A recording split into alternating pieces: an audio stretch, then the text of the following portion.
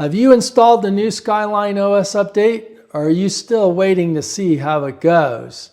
Or are you in progress of installing the update, but you're running into issues? I wanted to put this video together to share some of the information I've learned since the update was released.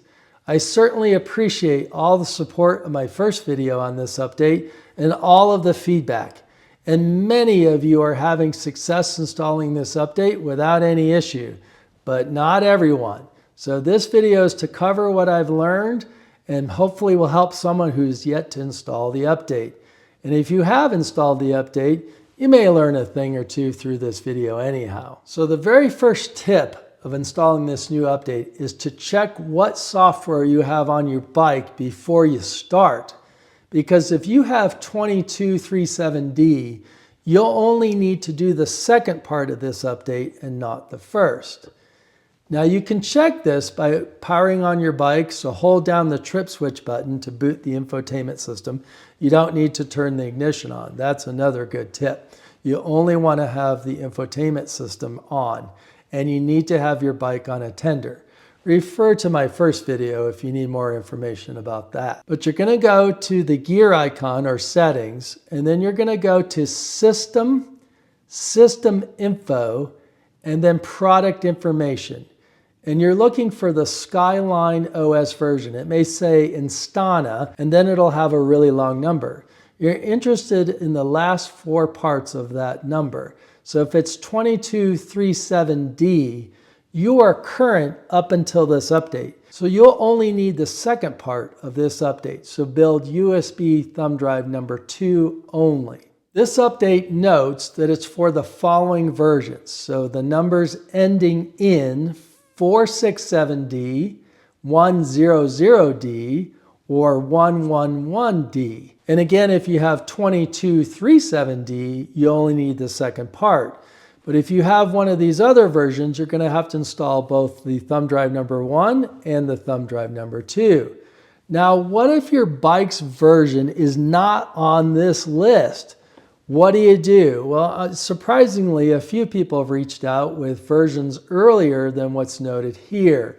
And what you're going to need to do is go back to the March update and install 2237D. Now, Harley-Davidson has provided a link to the second part of the update, but not the first part of the update. So you may need both. And if you do, I'll put the link to both downloads in the description of this video. And you'll need to refer back to my first video in March of that update to see how that's installed. So I'll put a link to the video and a link to both downloads in the description of this video. Once you're updated to 2237D, then you'll proceed here again with just thumb drive number 2. Now, one easy way to check your software version is to use the Harley-Davidson app on your phone. So if you have this set up and you have your phone Bluetooth to your bike, it should show what your current software version is. It's a lot easier than going through all the menus on the bike. But pay attention to the last update date. Now, the Harley-Davidson app updates via Bluetooth connection. And some of you are using wired CarPlay and you've never set up a Bluetooth connection between your phone and the bike. So you can see here, I'm only showing the CarPlay icon and not the phone icon, the handset icon. So with this setup, my phone is not connected via Bluetooth, only wired CarPlay, and the HD app is not going to update. To correct this, you're going to go to Device Manager, and then you're going to add a device, and then look for your phone, go on your phone and go to Bluetooth, and then connect your phone. Once your phone shows up, just tap it to connect. And you'll notice that little handset icon there is going to create that Bluetooth connection for us. Now, if you're seeing this error message with this new update, software version is incompatible or unknown. There are several causes for it. But Harley has noted one cause could be that even though your bike shows 2237D, you actually never completed the second part of that update. So if you had your dealer do it, they did the first part but not the second part, or the second part failed at some point. So it may show the current version, but it wasn't successfully installed. So their fix is to have you download the second part of the March update and to get yourself to 22.3.7D. So reapply the second part. Again, they provide a link for that second part where you can download it. I have links to the first part and the second part in the description of this video. They also note you can verify your SoC version. And if you don't see an SoC version, you're probably newer than this update because the SoC version has disappeared from the product information screen. But if you see the SoC version, take note of it. If it matches this on the screen, you need to reapply the second part of the original 22.3.7D. All right, let's talk about thumb drives. Thumb drives are creating all kinds of issues. They create this error message of software version is incompatible unknown. It creates issues where the bike doesn't even see your thumb drive, so the thumb drive says connected, but then no update ever starts. So lots of issues with thumb drives. And here's what I can say. You need to make sure it's formatted exFAT. So you need to right-click on the thumb drive and do properties and look for the exFAT. It needs to be a newer thumb drive that goes faster than 100 megabits per second. Now the size really doesn't matter. You can do 32 gig is kind of the minimum that Harley recommends, or you can go way larger. It really doesn't matter of the size as long as it's formatted exFAT. Now what about the Mac? So if you've watched my first video, you know I had no luck using the Macintosh to expand the drive. And when you expand a zip drive on the Mac, so you double click on it, it extracts right next to the zip file. And then I open that up and I drag the files over to my thumb drive. Well, some of you have reported that that is the issue. If you copy the files to the thumb drive from the Mac to the thumb drive, it won't work. But if you extract the zip file directly to your thumb drive using the Mac, it will work. Well, the Apple will do that, but they make it hard to do, or at least hard to find. So here's how you do it. To set up the Apple Archive utility to extract directly to the thumb drive, insert your thumb drive. So it should show here in your Finder window. So in the Finder window, click on Applications, then go to Search and just type Archive. And that will bring up the Archive utility along with any archives you have on your machine. So you'll open up the Archive utility and you are now in that program. Nothing is being extracted, we just have the utility running. We'll go to the Archive utility menu, we'll go to Settings. And what we're looking for is the very first setting, that save expanded files into the same directory as the archive. And we're going to change that. So we'll hit the drop down and we'll say into, and then we get the Finder window. We're going to pick the thumb drive. And then you'll say OK. And when you double click your zip file, it will extract directly to the thumb drive and you'll end up with the 4 folders and 1 file. So doing it this way may work with this SkyLine OS update. So unfortunately, at the time of this video, I've not been able to validate this really works. Because my bike is already updated, I can't reapply the update, it just won't let me. So I did make a thumb drive using this method, and I gave it to my dealer, my service manager.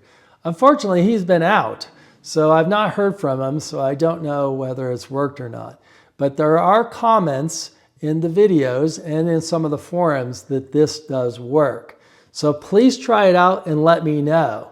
Now, if it fails for you, it just means you need to go find a Windows machine and remake that thumb drive number 2, and then put it in your bike and it'll pick up where it left off.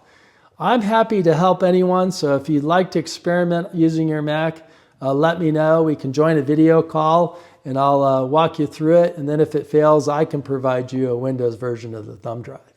But if you've tried it and it works, we'd sure love to know. So let me know in the comments and I'll update the channel post if it does work. Now the same goes for Windows folks. In my video, I extracted the folders and then I copied them over to the thumb drive using my Windows machine, and it worked just fine. Works for many of you. But if you're using a Windows machine and it's not working, you can extract directly to the thumb drive. So you right click on the zip file and extract to your thumb drive. And some of you are reporting that works. Others are reporting that they've had to long format their thumb drives. So you erase the thumb drive, unchecking the quick format box and letting it go through a long format, and then it's worked. Thumb drives are just a pain in the butt, and after this update, everything should be over Wi-Fi and we shouldn't have to do this again. At least let's hope not. Two other quick thoughts. You can use a Chromebook. So some of you have asked if you could use a Chromebook, and I've heard from different viewers that that works. So you should be able to use a Chromebook to make both of these thumb drives without issue. I also had a Mac user that dual boots his Mac into Windows. So he sets up a software program that allows you to boot into Windows, and then he made the thumb drives using the Windows, and it worked. So I guess you could do that, but that's quite a bit of work. Hopefully extracting directly to the thumb drive on the Mac will work, and if you're having a problem on your Windows machine, try the same thing. Many of you have noticed that the bike creates additional folders on a thumb drive. So if your update fails and you put the thumb drive back in your computer, you're going to see a bunch of additional folders like movies, music, pictures, scripts. And many of you have called out the Android folder. And we know that Android Auto is hiding out in this system. It's just not turned on for us. But one tip, when you go to reattempt your update, make sure you delete these additional folders. I found that helps. Other issues that we're running into. Well, the most prevalent issue, and one that I've not been able to solve for, is Wi-Fi goes missing.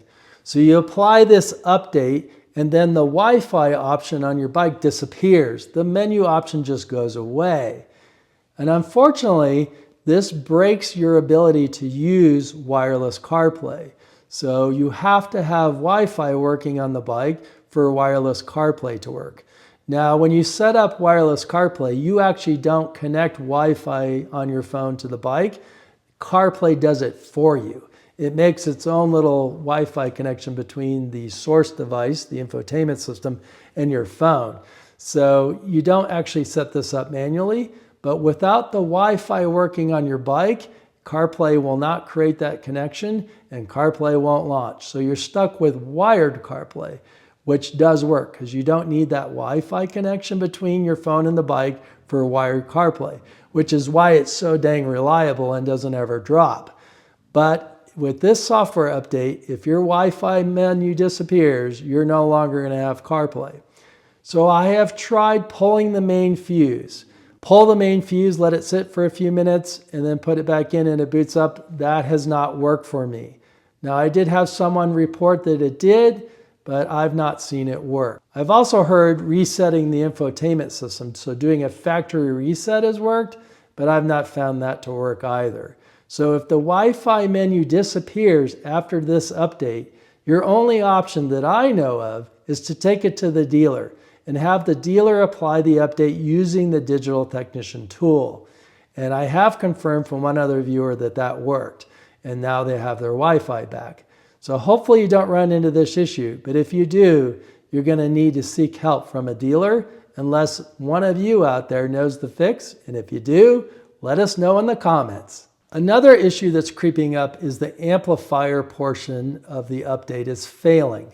So you apply all the updates, it gets to that last amplifier update, and then it fails partway through it. And after that, when you boot up the bike and you go to the amplifier software, the amplifier menu, it shows the version is 0. So the amplifier update is completely corrupted. So reinstalling just the SREC file, so you delete all the folders off the thumb drive and all you're left with is that .srec file, will not work. So you put that in and it won't update. But what does work is to use the last amp update. So if you have that, great. So 138. So if you install that file on the thumb drive all by itself, boot up the bike, it will move the amplifier back to 138. And then you can update to 154. Now, if you're in this scenario and you don't have that file, I do, and I can provide you a copy. Just reach out to me here in email and I'll provide you the file. Other than that, there are some complaints about the sound being lower. So people are feeling that the overall volume of the bike is lower. Now for me, I've not noticed this, but I've not been riding my bike. I've really not ridden it since the 1st of December. It's been sitting thanks to winter. So without riding the bike regularly, it's hard for me to notice any volume difference. When I turn it on here in the garage, it sounds fine to me. I'm not noticing it being any lower. But here's what I will say. Early on in the amplifier updates, we went from the original amp version to 1.3.5. And that update significantly increased the volume of the bike. There were a lot of fixes in that first amplifier update, and one of them was sound quality. But then we received the second amplifier update of 1.3.5, and I noticed in that video, and I think I commented on it, that my volume seemed lower, and many of you noticed that. So I'm wondering if you were on 1.3.5 and now you've installed this update, you're getting 1.3.8 combined with 1.5.4, and you're noticing that change. And it has to do with equalizer changes and the limits. I think Rockford Fosgate has lowered some of the limits to prevent peaking or distortion in their speakers. And Jay at Volunteer Audio can tell you all about that. And he's got an A to B solution that'll allow you to use your own amplifier instead of the Rockford Fosgate one. And I will say, with this update, Jay had some equalizer bugs in his setup. So he's provided an update for that A to B amplifier module. And if you have that, you may want to go out to his website and update that as well after applying this update. The last part of this amplifier update that I want to talk about is the Stage 3 speakers. So Harley Davidson released Stage 3 front speakers and rear speakers, and they have a little red highlight in them. That's how you tell they're Stage 3. Now with the 23.5 and 24 CVOs, you could buy the 6x9 speaker upgrade, which was technically a Stage 3 speaker. So you may have that already. And what people are finding is after this amplifier update, if you go to speaker setup, so you go to sound, speaker setup, and you set your speakers to Stage 3, so your rear lid speakers to Stage 3, or if you bought the front Stage 3 speakers, you set that to Stage 3, that setting is not sticking. So when you turn off the bike, turn it back on, you're back to Stage 2. Now, Harley Davidson released a video produced by Rockford Fosgate. And in that video, they do the Stage 3 setting and they do the speaker test. So it sends the pink noise to all the speakers. After that pink noise test is completed, they tell you to turn the bike off. So turn the ignition off. Let it sit for 30 seconds and turn it back on. So this may be the issue. You may need to shut the bike off right at that screen and then turn it back on for that setting to stick. I'd give it a try. Now, I have one viewer complaining that there's a buzzing sound coming from his speakers after this update that wasn't there before. So I certainly hear a hissing sound coming from the amplifier. So when the amplifier kicks in, I get a hissing sound. That's always been there. But this hissing sound is very normal to me, but I'm not hearing a buzzing sound.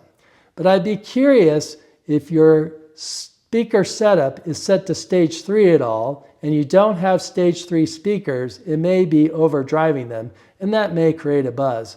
I'm really not sure on that one, but I have at least one viewer who's noted this. Another issue I'm starting to hear about are from those who have replaced their ECMs. So whether you've gone with the ThunderMax or the Impact wiring solutions, this update is not applying. So I'm hearing that from enough of you that I think it's an issue.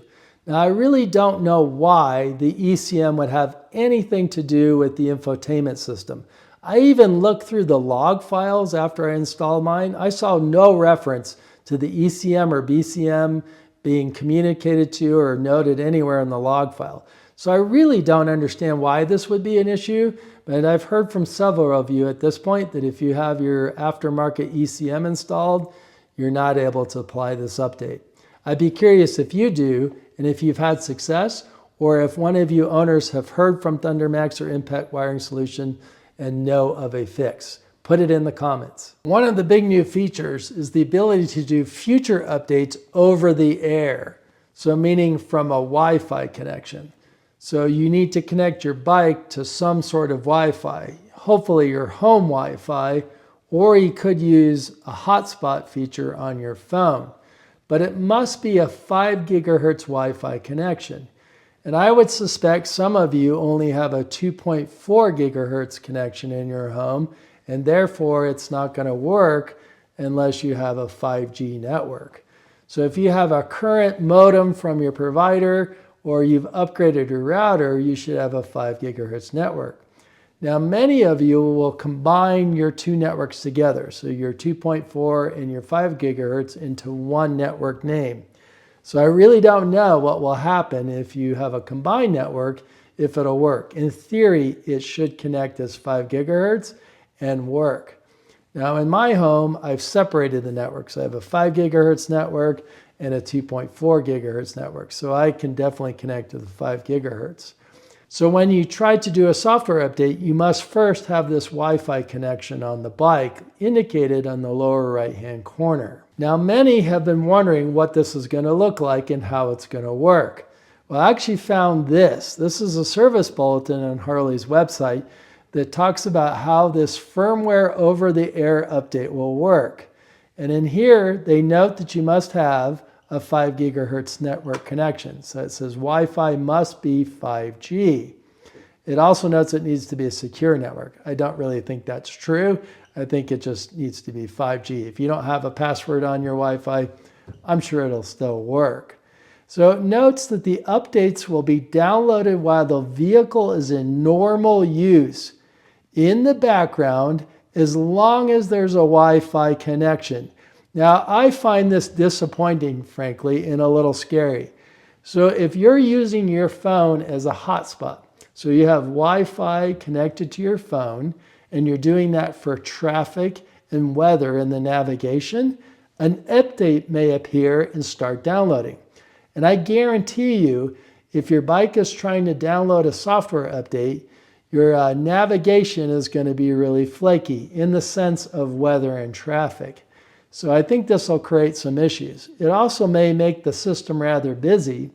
And when the infotainment system gets busy, it often shows up with sound issues. So you get robotic sound or choppy sound. Some of you have noticed this with navigation. And I believe when you have navigation running and it's doing a map update, your music starts to crap out. So they note that the update will not be available till it's fully downloaded, but it will show an indicator on the screen. It also notes that your download will indicate that it's paused and it will pick up when it can, so when it has a reliable Wi-Fi connection. And they actually include a screen of what this looks like. So if we scroll down, you can see here that we'll have a bell indicator along the top, and that'll indicate that we have a download that is being paused, and then it'll change to a green down arrow when the download is occurring, so when it's downloading. When it's complete, you'll receive this notification: new infotainment software available to download. Start now or delay. While the updates can be downloaded during normal use, whatever that means, it does state that the update can only be installed when the vehicle is in accessory mode. The system will not install an update while in motion or when the ignition is on. So that's a good thing. You don't want to be riding down the road and an update suddenly install, maybe rebooting your infotainment screen while you're riding. But it does bother me that it states that downloads will occur during normal use. So does that mean while riding and using your phone as a hotspot for traffic and weather? I'm not really sure, but hopefully not. So a couple other wins with this update. Well, the big one is the GPS navigation using your hand control. So your left hand control, you can go up or down and zoom in and out of the embedded navigation map. So if you've invested in the embedded navigation or you have a CVO that comes with it, you can now use your left-hand control module to zoom in and out of that map while you're riding. That is a big win. Somebody was listening. Maybe they watched my video. Another one is the boot up time. So the boot up time is faster, especially without CarPlay. Now, if you wait for CarPlay, it adds a bit more time so that it's not that much faster, but a little bit. I think a lot of that is your phone has to establish that Wi-Fi connection. But it certainly does boot faster, which is nice. Could it be better? Yes, but it's a win. Now, if you're an Android user, so you've got your Android phone Bluetooth to your bike, you may have run into an issue that if you're playing music and you get a text message, it would totally stop the music and take away the sound coming from the phone. You could even do it by pressing the power button on your phone and turning the screen off or on, and the music would stop. That appears to be fixed. So now you can stream music via Bluetooth to your bike from an Android phone, and it shouldn't stop playing music if there's a notification that pops up on the phone. That is also a win. Also, we've confirmed that if you've been using one of these headset killers, a Bluetooth adapter, shameless plug, I partnered with this company on this one, link in the description if you want to check it out. It's USB-C with a pass-through, works really well. Or you're using an Android Auto box, so one of these mirroring boxes, these AI boxes, they all seem to be working. Now I know the Anense boxes are working, but some of the other boxes I'm not so sure. I actually want to try a couple of the new ones that have Android OS 13 built in and see if they now work after this update. If you've tried one, let me know, but I'll be purchasing one here shortly and I'll produce a video if it indeed works. But at least these Anense ones I've been featuring that have Android OS version 10 built in, they continue to work after this update. So this is what's been reported to me in my experience with the update thus far. Is it worth installing? Well, I would say yes. There are quite a few fixes and features listed in the service notes, and I haven't had any negative impact of the update, at least with my bike. Some of you are. So whether you wait a little bit longer or you apply it now, I do think it's worth it in the end. And I am excited for our very first over-the-air update. We'll see when that comes. But you know I'll be on top of it, and I will volunteer my bike as the guinea pig to see whether it works. I really hope you found this information useful, and if you did, you'll go share it with someone else. I also ask that you subscribe if you're not. We're getting really close to that big 5,000 subscriber number. I'd sure like to hit it. So I thank you for all the support, the comments. The community has been great. I'm here to help. If you're having issues, if you're stuck, reach out to me in email. In the comments section, if you've not seen a response from me, try my email. YouTube can really fall short of comment replies.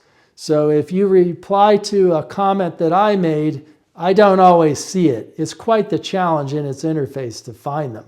So if you haven't heard from me and you're expecting to hear from me, just send me an email. That's the best way to get a hold of me. So again, I sure hope you found this information useful. And if you did, go share it with someone else. But until next time, in the friction zone.